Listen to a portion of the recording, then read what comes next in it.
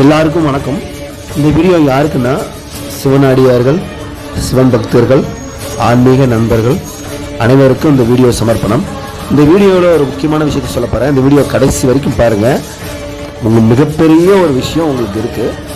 என்னென்னு கேட்டிங்கன்னா, நம்ம எல்லாருக்குமே என்னென்னா சிவலிங்க வழிபாடு பிடிக்கும். இந்த சிவலிங்க வழிபாடு எல்லாருக்கும் ஒரு ஆசை என்னென்னா, நம்ம போய் அந்த சிவலிங்கத்தில் நம்மளாக என்னென்னா தண்ணி ஊற்றி அபிஷேகம் பண்ணி சிவனுக்கு எல்லாம் இந்த சிவலிங்க வழிபாடு செய்யணும்னு எல்லாருக்கும் ஒரு ஆசை இருக்கும். அந்த ஆசையை நீங்கள் நிறைவேற்றிக்கொள்ள மிகப்பெரிய ஒரு வாய்ப்பு இருக்குது. அதைத்தான் அதை பற்றி சொல்ல போகிற பதிவு தான் இது. நான் இப்போ சொல்ல போகிற பதிவு என்னென்னு கேட்டிங்கன்னா, தேனி மாவட்டத்தில் அரண்மனைப்புதூரில் இருக்கிற, அதாவது வேதபுரி, அதாவது அரண்மனைப்புதூர் தான், அதுக்கு வேதபுரின்னு சொல்லுவாங்க. அந்த இடத்துல இருக்கிற ஒரு கோயிலை பற்றி சொல்ல போகிறேன். அந்த கோயில் பேர் ஆதிகுரு ஸ்ரீ பிரஜ்யா தட்சிணாமூர்த்தி வித்யாபீடம். அந்த கோயில் சில பேருக்கு தெரிய வாய்ப்பு இருக்குது, ஆனால் பல பேருக்கு தெரிய வாய்ப்பு இல்லை. இந்த கோயிலோட மகத்துவம் என்னன்னு கேட்டிங்கன்னா, உள்ளே நீங்கள் போனீங்க அப்படின்னா அங்கே காசி விஸ்வநாதரோட சிவலிங்கம் இருக்குது. அந்த சிவலிங்கத்துக்கு உங்கள் கையாலேயே கங்கையை கொண்டு அபிஷேகம் செய்து வணங்கக்கூடிய மிகப்பெரிய ஒரு விஷயம் அங்கே உள்ள இருக்குது. நீங்களே போய் நீங்களே தண்ணி எடுத்து அந்த காசி விஸ்வநாதர் அந்த சிவலிங்கத்துக்கு நீங்களே அபிஷேகம் பண்ணலாம்.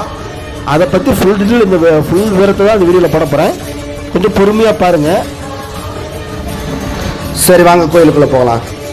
கோயிலுக்குள்ளே உள்ள நுழைஞ்சல்லேயும் மேலே ஆர்ச்சில் ஆதிகுரு ஸ்ரீ பிரஜ்யா தட்சிணாமூர்த்தி வித்யாபீடம் வேதபுரின்னு போட்டிருக்கோம்.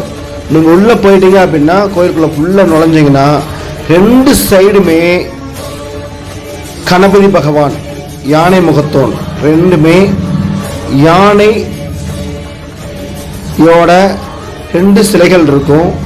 உள்ள அப்படியே உள்ள நீங்கள் உள்ள போனீங்க அப்படின்னா, கோயிலுக்குள்ளே போனீங்கன்னா அவ்வளோ அருமையாக இருக்கும். அவ்வளோ அந்த இடம் உள்ள மொபைல் அலோடு கிடையாது, செல்ஃபோன் உள்ளே கொண்டு போக முடியாது, படம் பிடிக்கிறதுக்கோ எதுக்கும் அலோடு கிடையாது, யாரும் விட மாட்டாங்க. நீங்கள் அப்படியே நேராக அந்த பாதையிலேருந்து நேராக ஸ்ட்ரெயிட்டாக செக்யூரிட்டி போட்டுக்காரு பாருங்கள். செக்யூரிட்டி உள்ள செல்ஃபோன் அலோவ் பண்ண மாட்டார், மொபைல் ஃபோன் உள்ளே கொண்டு போக முடியாது, உள்ளே அமைதியாக இருக்கணும். நீங்கள் என்னென்னா அங்கே போய் சவுண்டு வர்றது கிடையாது. நேராக போனீங்கன்னா தட்சிணாமூர்த்தி பகவான் அவ்வளோ அருமையாக காட்சி கொடுப்பாரு. அந்த இடத்துல நீங்கள் அமர்ந்து தியானம் செய்யலாம். எதுவுமே அங்கே என்னென்னா சவுண்ட்ஸு, நீங்கள் மொபைல் ஃபோன் எதுவுமே யூஸ் பண்ண முடியாது. நீங்கள் போய் பாருங்கள், அவ்வளோ அருமையாக இருக்குது அந்த இடம்.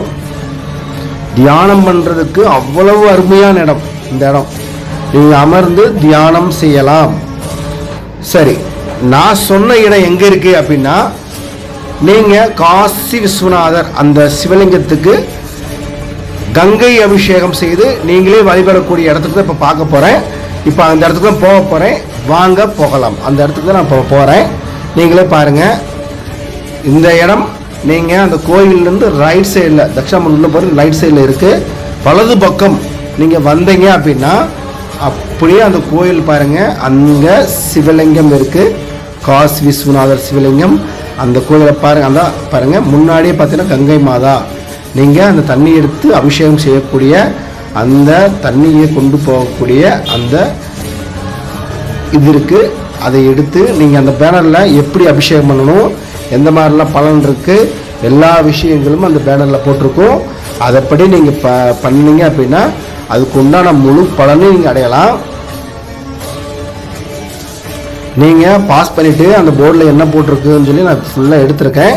நீங்கள் பாஸ் பண்ணிவிட்டு அங்கே என்ன அந்த வீடியோவை பாஸ் பண்ணிவிட்டு அது என்னென்ன இருக்கோ அது எல்லாத்தையும் நீங்கள் படித்து பார்த்து அதுக்குண்டான முறைப்படி ஆகமும் பரிகாரங்கள். பரிகாரம்ன்றது என்னென்னா இறை வழிபாடுது. நீங்கள் ஆத்ம திருப்தி, உங்கள் மனசில் ஆத்மா திருப்தியாக இருக்குன்னா இறை வழிபாடு செய்யுங்கள், அதுக்குண்டான பலனை அனுபவிப்பீங்க. இப்போ பாருங்கள், நந்தி பகவான் அதை என்ன எப்படி வழங்கணும் அது எல்லாமே அதில் போட்டிருக்கு, அதை நீங்கள் படிச்சுக்குங்க. ரெண்டாவது நந்தி பகவான், அதோட முன்னிட்டு கொண்டு போகிறேன். இப்போ பாருங்கள், நந்தி பகவான் முன்னாடி நந்தி பகவான் இருக்கார். நீங்கள் நந்தி பகவானுக்கும் கங்கை நீர் எடுத்து நீங்கள் அபிஷேகம் செய்யலாம், நீங்களே செய்யலாம். யாருக்கும் இங்கே ஜாதி மதம் எந்ததும் கிடையாது, எல்லாருமே அபிஷேகம் பண்ணலாம். எல்லாத்துக்கும் எந்த ஒரு நிபந்தனையும் கிடையாது. ஆடை நாகரிகம் ரொம்ப முக்கியம். நாகரிகத்தோடு வாங்க, நல்லா அபிஷேகம் பண்ணுங்க, உங்களுக்கு நல்ல பலன்கள் கிடைக்கும். இங்கே பாருங்க, சிவலிங்கத்தில் ஃபுல்லாக காமிச்சிருக்கேன். ஃபுல்லாக இதுதான் சிவலிங்கம், காசி விஸ்வநாதரோட. அங்கே காசி விஸ்வநாதர்கிட்ட உள்ள சிவலிங்கம் எப்படி இருக்கோ அதே சிவலிங்கத்தை அப்படியே அதே இதில் வடிவமைச்சு இங்கே வச்சுருக்காங்க. இங்கே பாருங்கள், சுற்றி இருக்கிற பகவான்களையும் நான் காமிக்கிறேன். சுற்றி இருக்கிற சிலைகள் இருக்குது. உள்ளே பாருங்கள், சிவலிங்கத்துக்கு சுற்றி என்னென்ன சிலைகள் இருக்குது, அதுக்கும் நீங்கள் அபிஷேகம் பண்ணலாம். இப்போ அந்ததையும் நான் வந்து அவர் யார் மேலே இருக்காங்கன்னு சொல்லி மேலே போகிறவங்களுக்கு கேமராவில் உயர்த்தி காமிக்கிறேன். அவங்க ஒவ்வொருத்தவங்களோட பேரையும் இப்போ நான் சொல்ல போகிறேன். பாருங்கள்,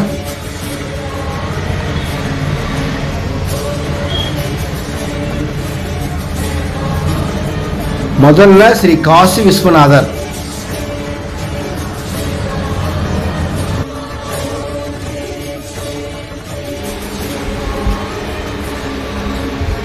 காசி விஸ்வநாதர், பைரவர், தட்சிணாமூர்த்தி, கால பைரவர், சூரியன், சந்திரன் அனைத்துமே, அதாவது என்னன்னா முனிவர்கள் இறைவனை வணங்கும் போது இறைவன் எப்படி காட்சி கொடுத்தாரோ அது அவர் அந்த இறைவனுக்குள்ள என்னென்ன ரூபம் இருந்துச்சோ அந்த ஸ்பெசிஃபிக்காக இருக்கும். தட்சிணாமூர்த்தி,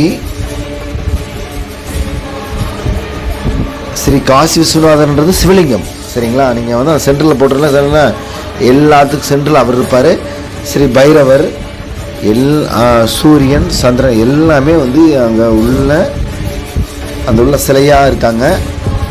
சென்டரில் ஸ்ரீ காசி விஸ்வநாதர் இருக்கார். நீங்கள் வாங்க, நல்லபடியாக வந்து நீங்கள் ரொம்ப நாகரிகத்தோடு வாங்க. அமைதி முக்கியம்.